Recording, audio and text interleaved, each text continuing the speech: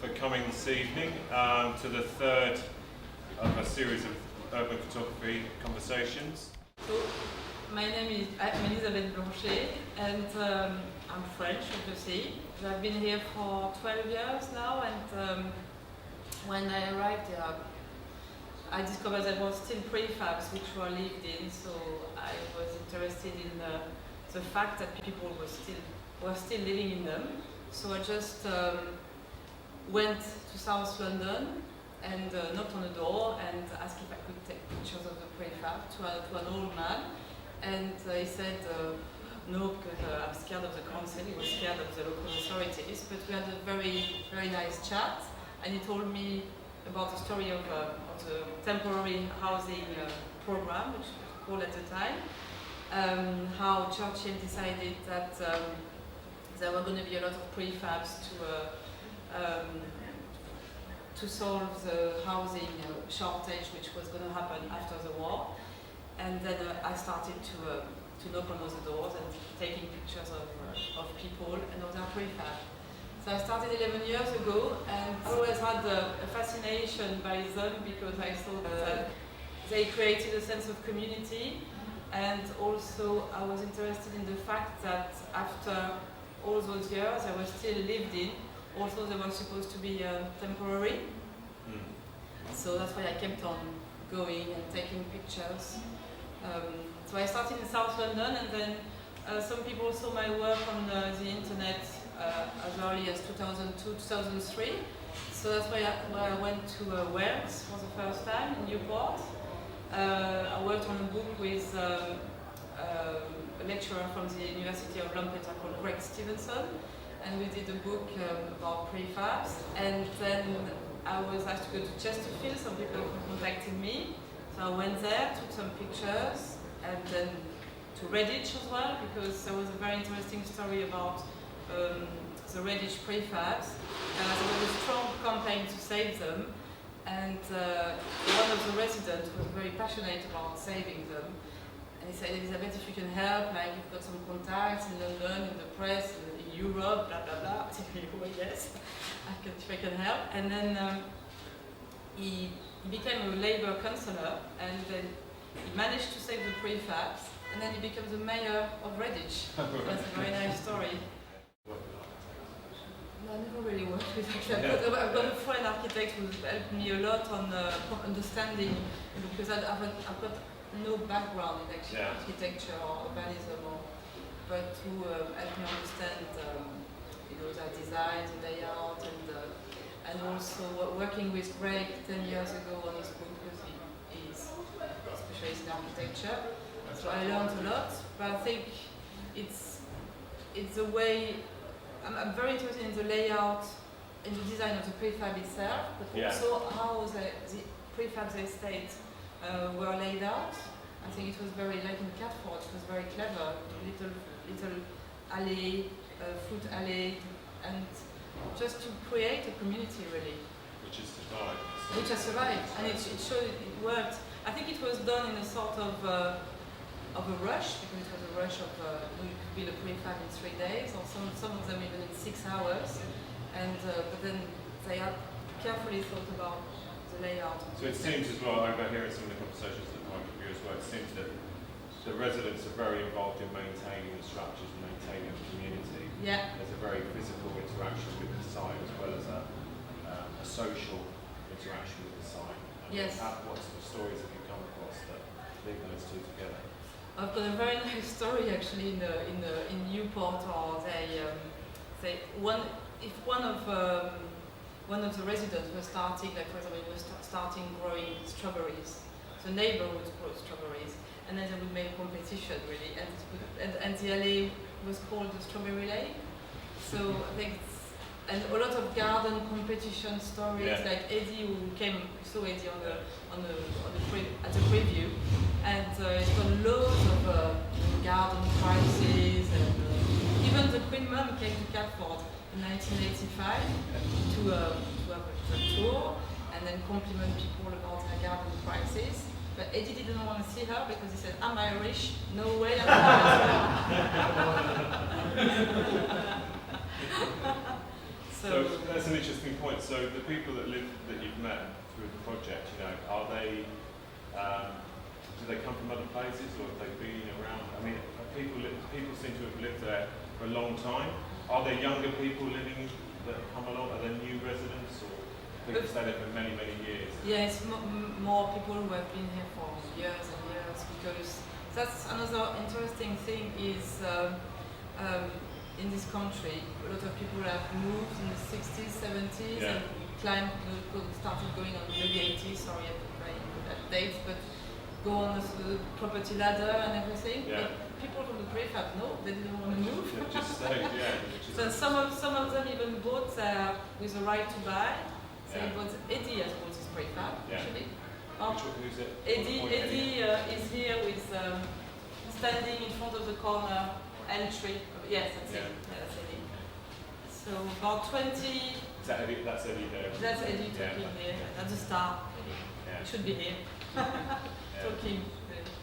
He was, wasn't he? He was. Very interesting. Can I ask you a question? Yeah, sure, yeah. Do you think that idea of a sense of community is because the people that continue to live in the prefabs are of a certain generation? Or do you think it has also got to do with the layers of the prefabs? Or do you think it's a bit of both?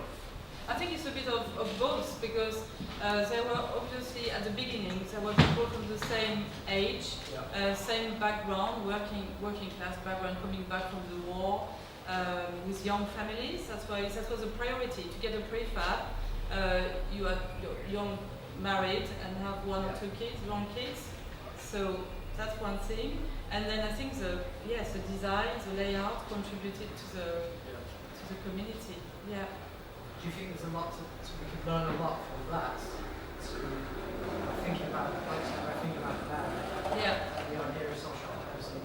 I think there's a lot to be learned from that, and unfortunately it's dying because Lewisham Council is just awful.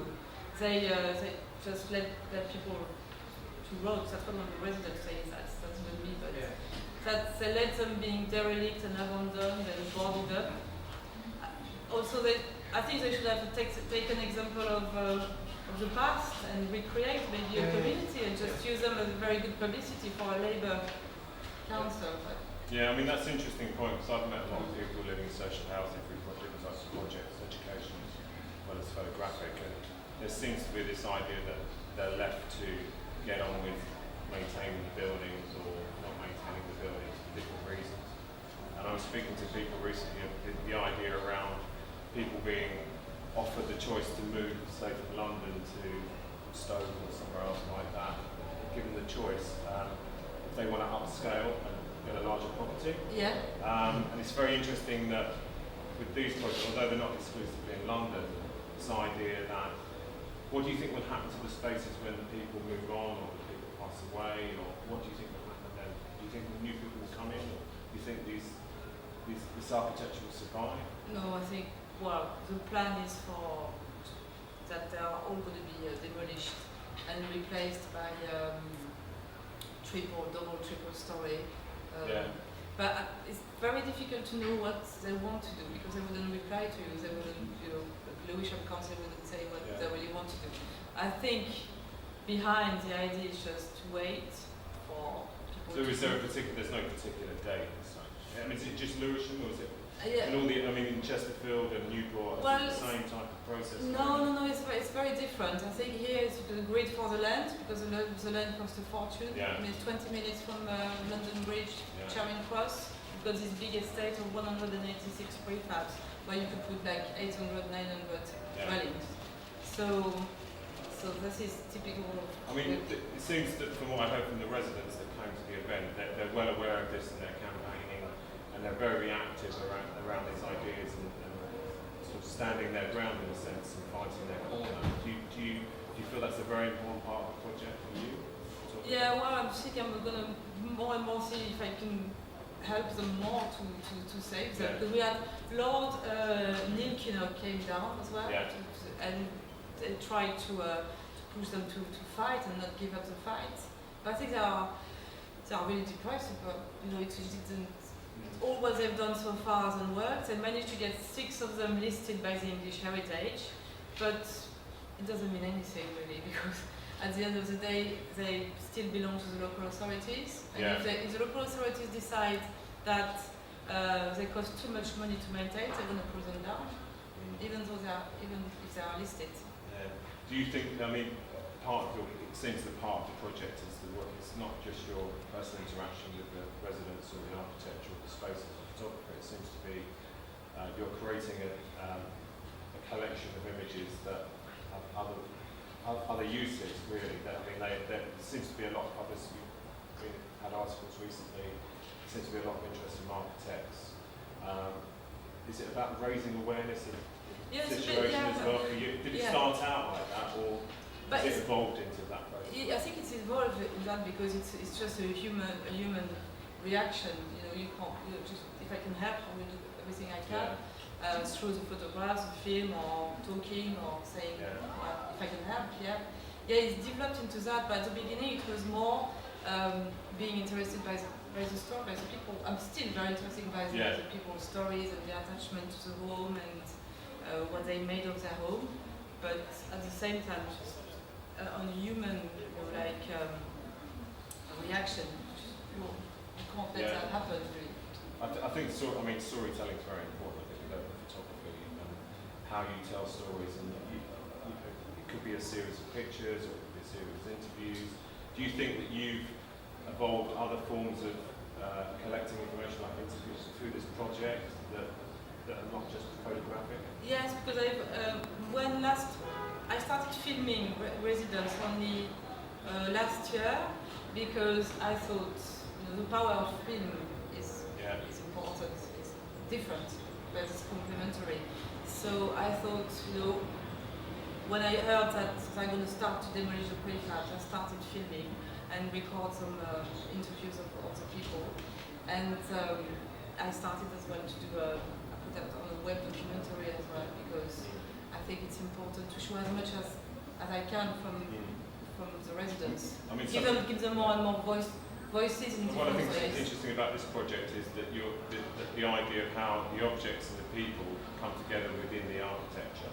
Like Paul's saying, the idea that they're not just buildings. Architects might just look at them as buildings, and they're fascinated by the structure. What makes these buildings exist now is very much the people that live there. And the buildings are interesting for different reasons, but they seem to maintain the identity of the buildings.